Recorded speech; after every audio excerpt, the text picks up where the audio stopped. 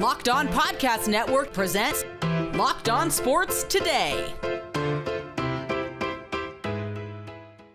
The Lakers used the trade deadline as their offseason. So where do they go from here to get back to the finals? Also, is Shohei Ohtani putting together the best season in modern baseball history? And the Canadiens made the call that everyone told them not to with the 5th pick in the NHL Draft. I'm Peter Bukowski, starting your day with the can't-miss stories and biggest debates in sports. You're Locked On Sports Today. Searching all major sports. Found. Let's start with the biggest story. You could make the case the Lakers had their offseason a couple months early. A slew of moves helped them get to the Western Conference Finals, but now they have decisions to make about a number of players on their roster and the direction that they want to go. Andy Kamenetsky from Locked On Lakers joins me now. And Andy, there are wildly disparate views on what guys like Rui Hachimura and Austin Reeves are going to get on the market here. What is the top line action items here for the Lakers? I think it's definitely from the Lakers' perspective, retaining Austin Reeves and Rui Hachimura.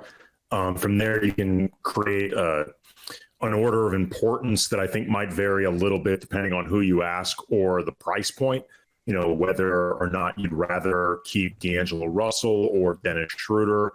I think to some degree it's going to depend on what it costs. In the case of Dennis Schroeder, there could be cap limitations that would even allow them to bring him back depending on what his open market value is.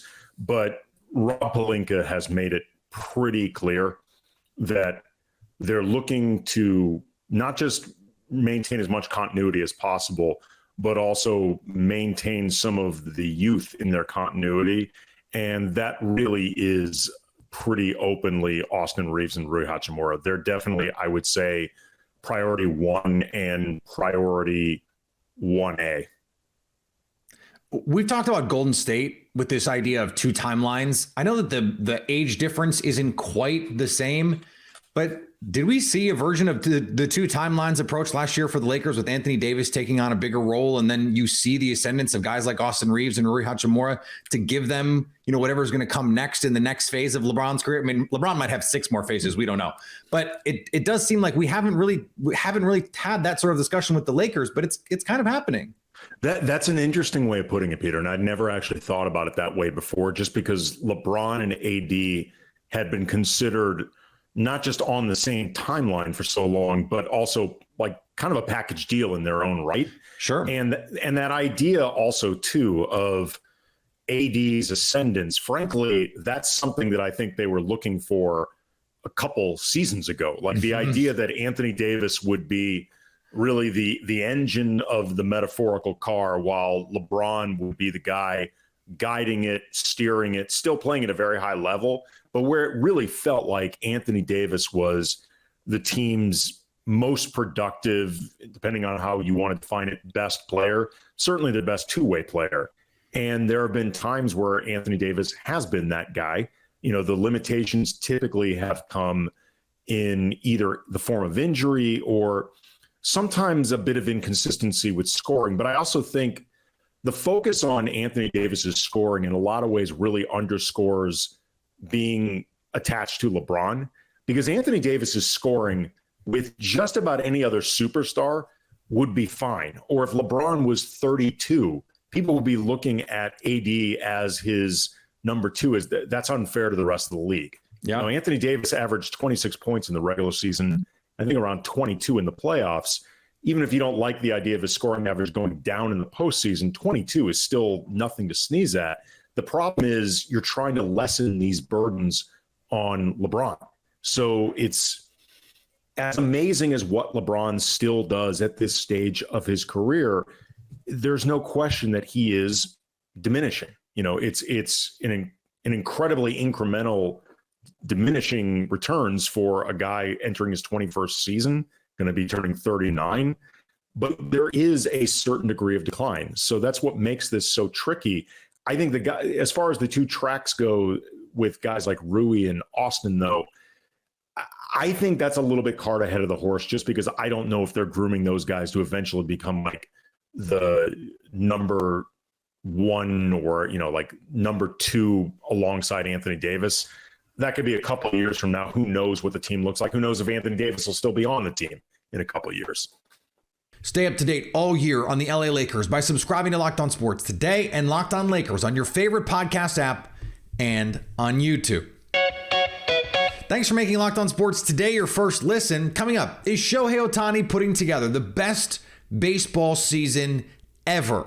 Before we get to that, the New England Patriots gave a wide receiver a new contract, but not the one you're thinking of. Baseball season is in full swing, and there's no better place to get in on the action than FanDuel, America's #1 sportsbook. Because right now, new customers get a no-sweat first bet up to $1,000. That's up to $1,000 back in bonus bets if your first bet doesn't win. Just go to FanDuel.com/lockedon to join today. Max Scherzer is on the bump for the Mets against the Brewers tonight. FanDuel likes the Mets to win on the money line at -184. You can even increase your winnings by putting together a same-game parlay. String together some players you think will get a hit or go big with a home run parlay. So don't miss your chance to snag a no-sweat first bet up to $1,000 when you join FanDuel today. Just go to FanDuel.com/lockedon to sign up. FanDuel, official partner of Major League Baseball. New England Patriots wide receiver Devonte Parker, who is entering the final year of his contract this season, has agreed to a new deal with the team through 2025. As part of the new 3-year contract, Parker can earn up to $33 million if he achieves every per-game roster bonus, so he probably won't, and hits all his playing time and performance incentives that include all-pro honors. This according to the reporting around the deal. He totaled 31 receptions for 539 yards and 3 touchdowns last season in New England after being required from the Miami Dolphins in an offseason trade. Mets owner Steve Cohen spoke to the media on Wednesday before their matchup with the Brewers and said they were prepared for whatever comes next. The Mets followed that up with a loss to the Brewers. Hi, everybody. Chuck Freeman from Locked On Brewers. The Brewers have taken 2 of the first 3 in New York against the Mets, a 5-2 win on Wednesday night, and the bullpen really did its job in relief of Wade Miley. He went the first 4 innings.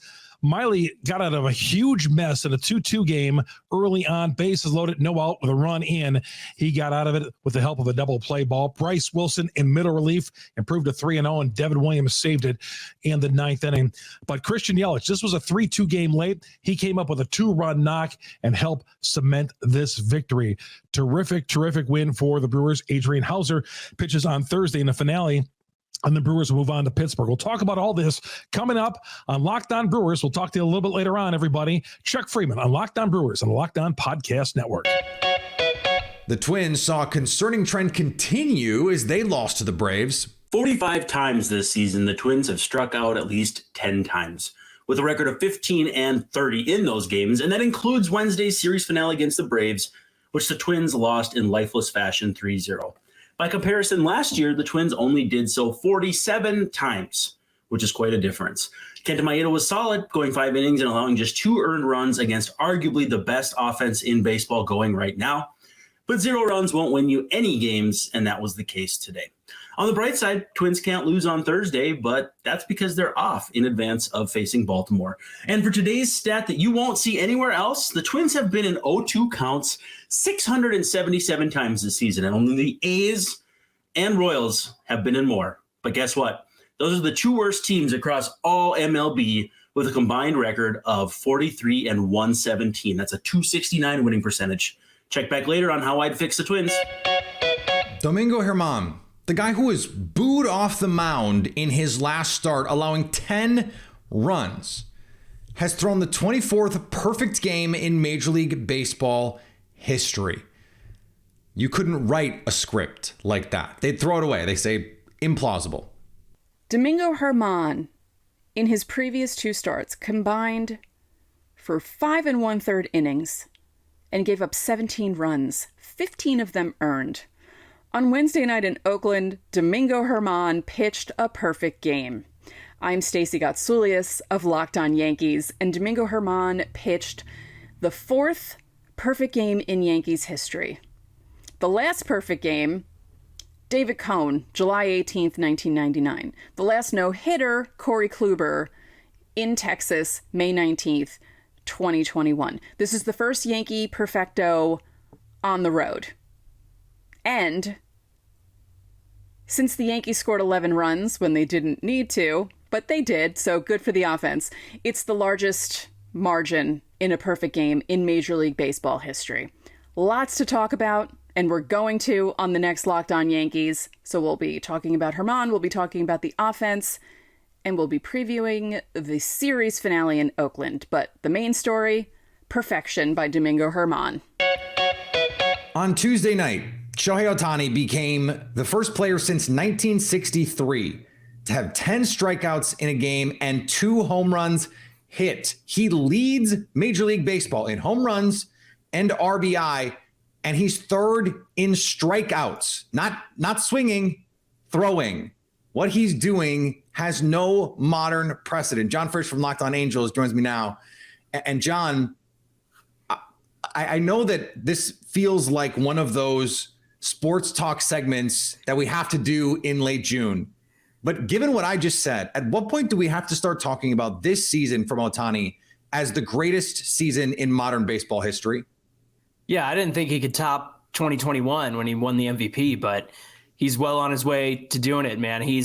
It's funny. MVP season was his terrific hitting season last year when he fell short of getting that MVP. As a homer, Angel fan, I think he should have been had a better spot in the MVP votes, but can understand the excitement around Judge. But last year he was pitching better than he's ever pitched in his life. This year he's putting it all together. I know he had some struggles there pitching wise out of the gate. That sweeper that's in vogue right now for a lot of pitchers was giving him some grief. We saw him throw the splitter 11 times on Tuesday night, and that thing is just a sword, man. That thing will get you the K almost every single time. So I think you combine 2021, you combine 2022, and we got those results in 2023. Here we are talking about him again, and well on his way to another MVP case. The other part of this, and it is always the conversation, it's been the conversation with the Angels for years because of Mike Trout, is we're finally seeing this payoff in the standings. This is an Angels team that has a chance to get into the postseason. They've been trending in the right direction. They're certainly playing above 500 baseball right now. So I guess the question isn't why are things different, because the answer is Shohei Ohtani. But why do you think it could be more sustainable this season? Well, you think about the hitters they ran out with 5 through 9 last season. It was really pathetic. I got some good stats here for you, man. Angels hitters 5 through 9 in 2022, a 63 weighted runs created plus. Peter, that was good for 30th in the league. A 203 batting average. How many teams in the league again? 30, by the way. Okay. A 203 batting average, 30th in the league. Compare that to Angels hitters 5 through 9 this season. 104 weighted runs created plus. That's good for 5th. And a 254 batting average, also good for 5th. So you know that the depth moves of Brandon Drury and Gio Urshela, who's probably going to be out for the season, and Hunter Renfroe were huge for this team. And as soon as Rendon has been out for as long as he's been, Zach Neto's out with an oblique injury. We lost Gio Urshela probably for the rest of the season. Perry Minasian goes out, and he gets Eduardo Escobar from the Mets, and he gets Mike Moustakas from the Rockies. Not world changers, but guys who have been there before and guys who are going to help keep that weighted runs created plus above 100, not down in 63 like it was last season. I hate to go to this place, but anytime we talk about Ohtani, it seems like we also have to talk about his future. And we have to talk about how many zeros are going to be in whatever contract that is going to be. Now, we know he's not going to get paid. Like, he could get paid like a hundreds of $1 million pitcher and a hundreds of $1 million hitter. Right. But he's not going to get both. He's not going to get 800 million. He's not going to get $1 billion. Is there a number, though, that you think the Angels go, I don't know if we can stomach that? I think that number is going to be around 600 million. I think that 500 is going to be the floor for Shohei Ohtani. Now that's going to be, 50 million across 10 seasons. It might even be shorter than that. It might even be an 8-year deal or a 5-year deal or something like that. But I think that 600 million, I think, is going to be that ceiling for Shohei Ohtani. If I had to guess, that's going to be stretching the budget pretty thin for the Angels. But look, they are paying him $30 million this year. They got a lot of guys coming off the books at the end of this season with 1-year deals that they brought over. So another $40 million to the payroll might not be the worst thing in the world for the Angels. As much as I love this team, I'm frustrated with the likes of Artie Moreno and their unwillingness to go above the luxury tax, which they consider a hard salary cap. They won't say it out loud, but that's the energy that they have toward the luxury tax, is staying below that threshold. And in terms of spreading the wealth, I mean, I think they can pay Shohei, but then we might go back to that very poor 5 through 9 hitters again, where you're paying guys off the waiver wire so that you can save money wherever you can. We can't have that. Stay up to date all year on the LA Angels by subscribing to Locked On Sports Today and Locked On Angels on your favorite podcast app and on YouTube. Coming up, the Canadiens took a risk at number 5. Will it pay off? There was a consensus idea as to what Montreal needed to do with the 5th pick in the NHL Draft.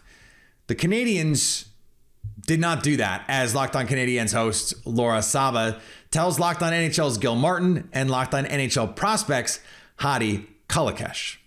Laura, were you surprised that the Habs went with the top defenseman on many people's boards?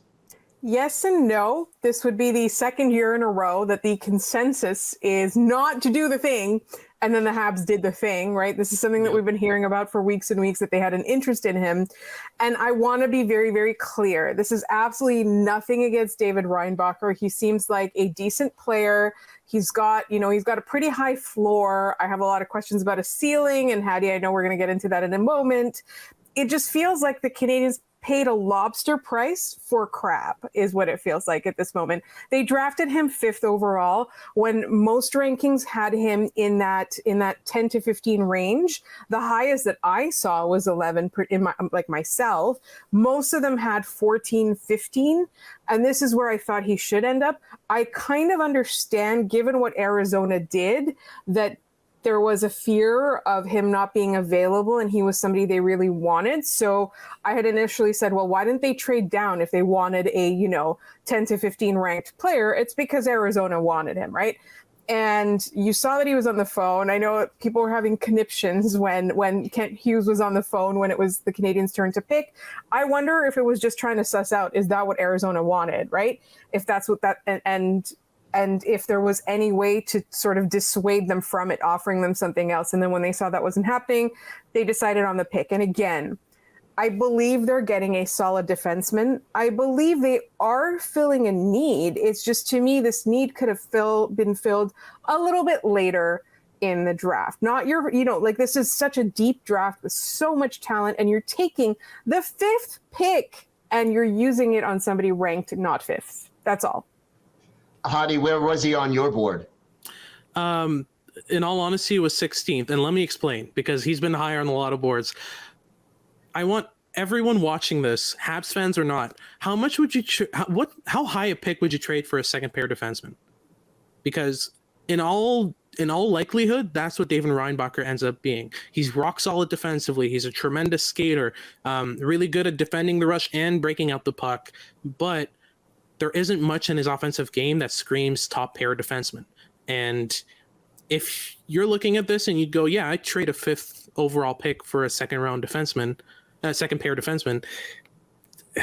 I've got a bridge to sell you. I mean, it's just, I understand the pick in terms of the logical standpoint of it. There's a need at right-handed D in Montreal. Reinbacher was definitely not going to be available past 6. We all know Arizona was going to pick him. I understand the rationale, but you shouldn't make picks based on what others will select. You should make picks based on the best player available. And for me, Reinbacher was not the best player available. And finally, depending on who you ask, Victor Wembanyama has grown a lot. Or shrunk. San Antonio Spurs came out with the official height for the number 1 pick in this year's draft. He is 7 feet 3.5 inches. So there, we can all sleep tonight knowing exactly how tall the next NBA phenom is. For now.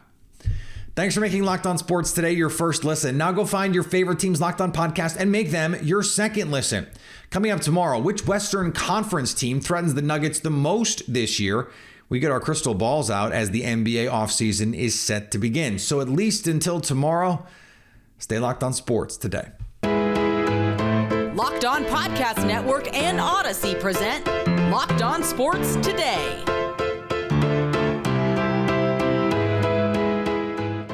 For more episodes of Locked On Sports Today, go to our video on demand. Click on Sports at the top of your screen. There, you'll find past episodes of Locked On Sports Today, plus other Locked On shows on demand.